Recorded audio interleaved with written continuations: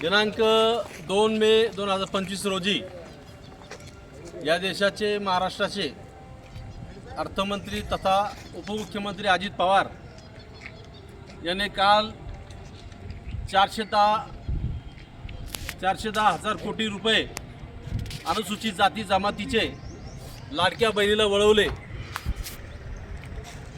आम्ही आज त्या भारतीय क्रांती दलाच्या वतीने अजितदादा पवार यांचा जाहीर निषेध करतो।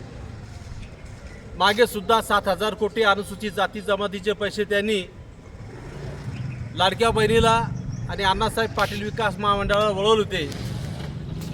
अजितदादा स्वतः या महाराष्ट्राचा मनमानी कारभार करतो।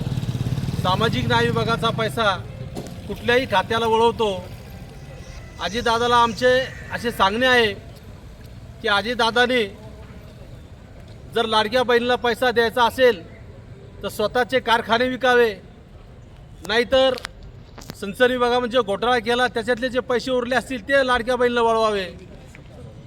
70,000 कोटीचे पुढे दाबून ठेवले असतील ते अजितदादांनी स्वतः या लाडक्या बहिणीला वळवावे, नाहीतर स्वतःचं सगळी प्रॉपर्टी विकावी आणि अजितदादाने या लाडक्या बहिणीला या कोणत्या डिपार्टमेंटला पैसे वळवावे, परंतु सामाजिक न्याय विभागाचा पैसा वळवू नये असं आज आम्ही त्यांना भारतीय क्रांती दलाच्या माध्यमातून मुख्यमंत्र्यांना निवेदन दिलं आहे।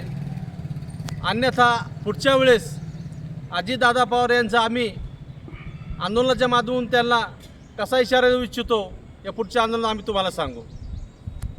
जय भीम।